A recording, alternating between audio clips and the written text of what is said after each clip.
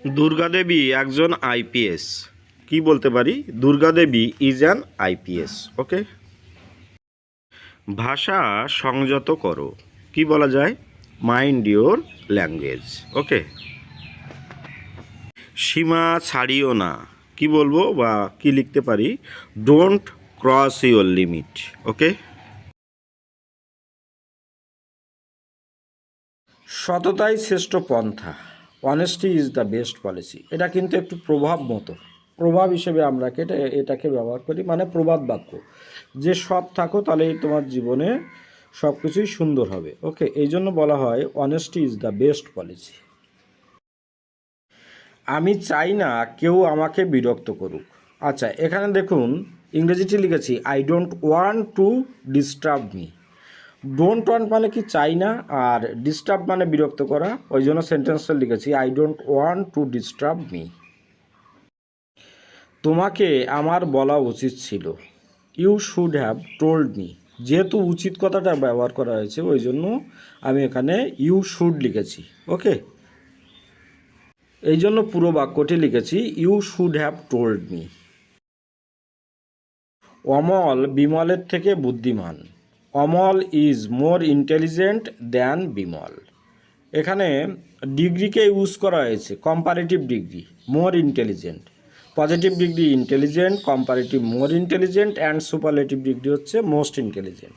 যেহেতু অমল বিমলের থেকে বেশি বুদ্ধিমান ওই জন্য ইউজ করেছি Amal is more intelligent than Bimal. Okay. Darjeeling শিলিগুড়ির থেকে ঠান্ডা। সেন্টেন্সটা লিখেছি Darjeeling is colder than Siliguri. আচ্ছা, এখানে দেখুন দুটো জায়গার নামকে মেনশন করা হয়েছে, এক দার্জিলিং, 2 নম্বর হচ্ছে শিলিগুড়ি। ওই জন্য কম্পারেটিভ ডিগ্রি এখানে ইউজ করা হয়েছে দ্যান আর কোল্ডার। ওকে।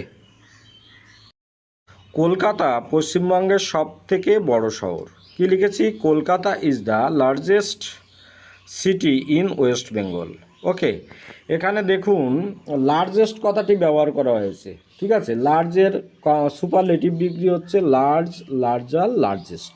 ওকে, তো এই জন্য যেহেতু সব থেকে বড় এই জন্য লার্জেস্ট কথাটি এখানে ইউজ করা হয়েছে।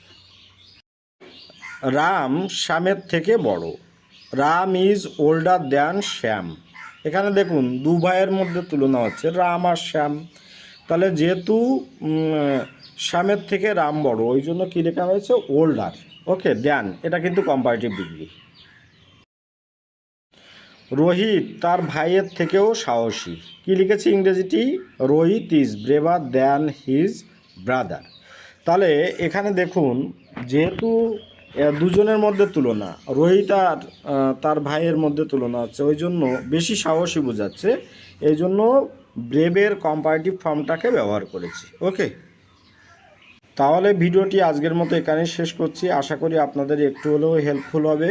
আর আপনারা বাড়ির ছোটদের সঙ্গে অবশ্যই এই ব্যাপারে আলোচনা করবেন, দেখবেন ওদেরও নলেজটা অবশ্যই ইনক্রিজ করবে। হ্যাঁ, এবং এর মধ্যে দেখুন ডিগ্রি সম্পর্কে বেশি আলোচনা করা হয়েছে, যেগুলো ক্লাসের পড়াশুনোর জন্য খুবই ইম্পর্ট্যান্ট। ওকে, ভালো থাকবেন সবাই, আপনাদের দিনটি শুভ হোক। Have a good day.